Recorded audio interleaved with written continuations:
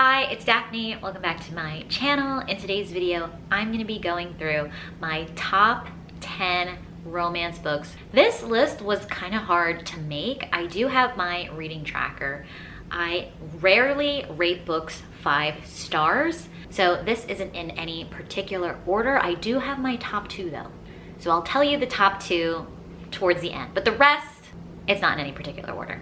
The first book is How to Love a Duke in 10 Days. This is a historical romance. I read this so early. I think I read this in January, so I don't remember too much. I believe this was like the first romance book I read with SA in it, and I wasn't anticipating that when I picked it up, but I just remember thinking the way it was handled was really well done. I thought the hero was quite kind and gentle for the most part, and I thought the growth of our heroine who went through the trauma seemed quite realistic, and I had a good time reading it. I thought their chemistry was really cute. There's some thriller-like aspects with there being like an assassin in the story, like someone's trying to murder somebody. I didn't continue the series because I don't think I had access to the remaining books, like through the library or something, but I would be curious to continue. And yeah, I enjoyed it, so maybe I should check back into that. The next book I want to talk about is Long Shot. I've spoken about this book so many times. This is by Kennedy Ryan. It's the first book in the Hoops series. This one, again, I kind of went in mostly blind, and it was so thrilling. Like, there is a very good, compelling romance in it surrounding these two people involved in like the NBA. The hero, he's an NBA player. The heroine is stuck in a relationship with a different NBA player, and it's just wrong time, wrong place kind of romance, and it spans like a decent amount of time, maybe 2 or 3 years. I was just on the edge of my seat reading this book. I was just speechless at some of the things going on, just so angry and hurt and like rooting for this romance to work out, but seeing no way for her to escape.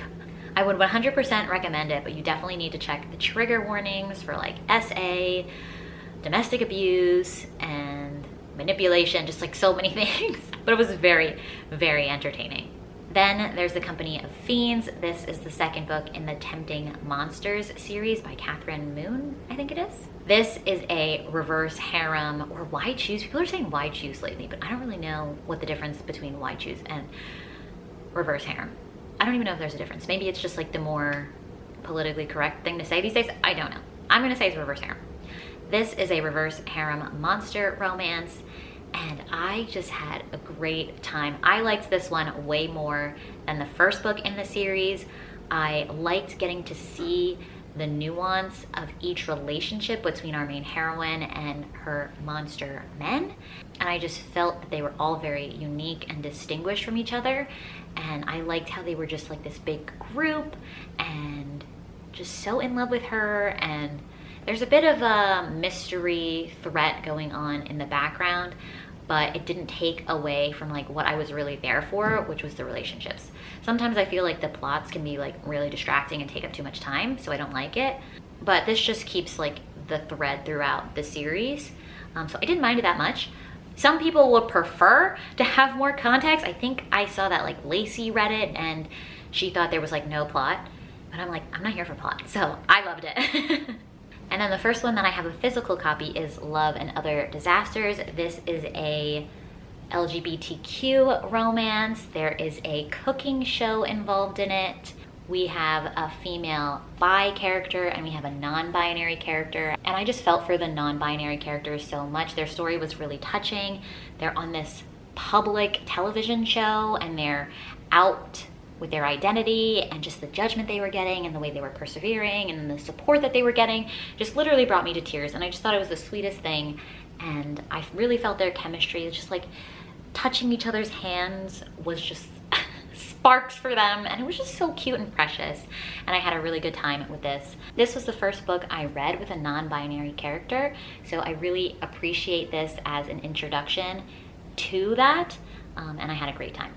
Another one you guys are probably very familiar with is this manga series, Sweat and Soap. I gave the first one 5 stars. I really enjoyed it. I honestly think you could just read the first volume on its own. The author even notes that she wrote it for some kind of like submission or competition in like a magazine or something, so it was very short and wrapped up, but the response from the public was so positive that she was asked to continue the story, and that's why it's a longer series now. But yeah, it is very conclusive in this first volume if you just want to pick up this one. And it's so cute. It's about two people that work at like a soap kind of company. They do like fragrances and stuff. And she works in finance, and he is like a scent connoisseur, and he smells her one day and he thinks she smells like the best thing in the entire world, and they fall in love, and it's adorable. So, and it's adult. So it's nice to have mature characters with some like cute mature scenes. I love it. I would definitely recommend this as well. All these books I'm gonna recommend, but this one in particular is so cute and funny and just a good time. This next book I've been a little bit obsessed with. I would reread my favorite parts of it. Is it a masterpiece? No. It is The Dragon's Bride by Katie Roberts. I don't know what it is with this book, but I just love it.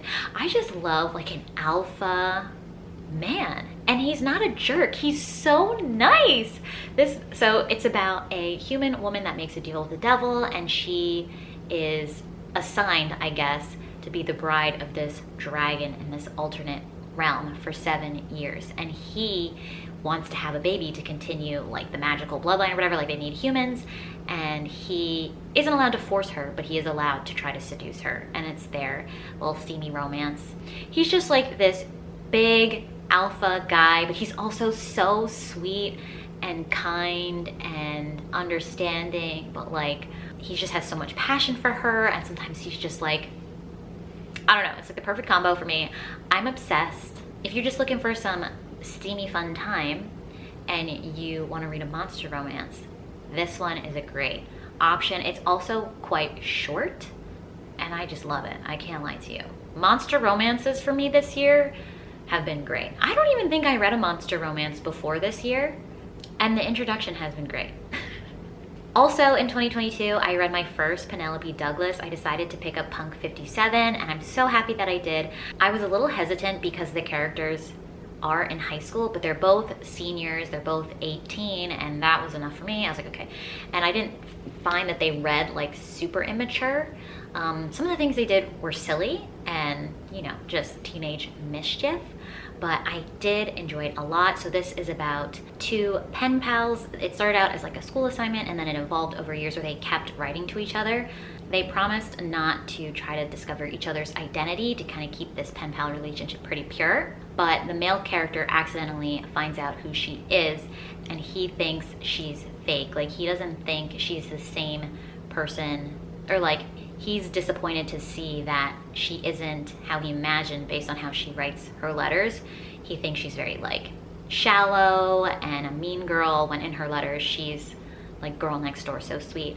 It's a bit of a bully romance with some mystery stuff going on in the background separate from their relationship, but I just had a great time. The chemistry was off the charts, like this hate to love, this like best friends to hate to love, like was just very enjoyable. The background, like mystery stuff, like I was intrigued, but like the conclusion of it, I was like, that was kind of dumb, like I don't get it. But the romance, I loved. It was great. I would reread it. I now understand the hype around Penelope Douglas, and I'm excited to read more. I also read a werewolf shifter romance. This one was called Feral Sins. This one was very extreme alpha, and I loved it. It's kind of weird because it is a little bit violent. Like, it's violent because there's like pack wars and things like that, like other wolves fighting with them, and like literally it's gory, but it's also violent like in a weird kinky way between the couple, because they're both alphas and they like need to show dominance and like all this stuff, and they don't want to submit and all this stuff, and I don't know, it was quite weird. Like, she'd have like bite marks and scratches and stuff, but it wasn't bad. It was just like the way of this world, and I just ate it up. There's a lot of like magical mates kind of stuff too. I love alpha, I love mates, and this just had it, and it was delicious. I loved it. The only qualm that I did have was that it is a shifter romance. And it took like over 50% of the book for me to actually see someone shift into a werewolf. I'm like, how are you a shifter romance and I'm not even seeing any like werewolves? So that was a little strange. But besides that, great time if you're looking for mates and alpha and steaminess. And it was just chef's kiss. In position 2, we have Heartless by Elsie Silvers. This is the second book in the Chestnut Springs series. And this is between Cade and Willa. Cade is like a grumpy single dad, and Willa is a young woman. She's kind of adrift, like she's not really grounded in anything. Her parents are very wealthy. She usually does horse competitions, but her horse is out of commission due to an injury, and she just doesn't know what she wants to do with her life. So her friend suggests that she fill the nanny position for Cade. He's been looking for a new nanny for his like 5-6-year-old son for the summer, and Willa agrees so she can be near her friend. And it's Cade and Willa's romance, and seeing them fall in love, and how grumpy Cade was, and how much Willa didn't put up with his BS, and how much she fell in love with Cade's son Luke. It was just so good. And the chemistry, again, you know, sometimes you read romances and you just like don't feel the chemistry at all, but the way Elsie Silvers wrote this book, it's just like off the charts chemistry. I loved it. And I also loved that Luca was a fleshed out little kid. He wasn't just a plot device, and I can't wait to see what's next in this series. And then my favorite #1 romance is Blockshot by Kennedy Ryan. This is the second book in the Hoop series, and I loved it so much. What a fun time. This one is less thriller-esque as the Longshot book, but there was just still so many great elements. This is just like another alpha type hero. Clearly, I have a trope. I should like look into other alpha kind of books because I apparently like that a lot. Again, this is in the sports world. The man and the woman are both like sports agents in competing companies, and they knew each other back in college, so they have a history. Just the way the man is just so obsessed and in love with our main heroine, I just eat it up. And he's like a self-proclaimed bad person. Like, he doesn't think he's a good person. He'll do whatever he needs to do to get what he wants. And right now what he wants is the female lead. And there's like a bit of cheating involved, and there's a lot of guilt around that. And there's just like so much great chemistry. And I just love how much he was in love. And you know what it is too? It's male characters like that that are just so in love and so assertive in showing how much they love their women that I just eat up. Like, there's no denying that they desire them, you know, and every woman just wants to feel desired. So I think that's probably why that one really did it for me. Absolutely loved it. Again, I would highly recommend that book. So those are my top 10 romances. Let me know if you read any of these and what you thought of them. If you enjoyed the video, please give it a thumbs up and subscribe down below if you haven't already, and I'll catch you in another video. Bye!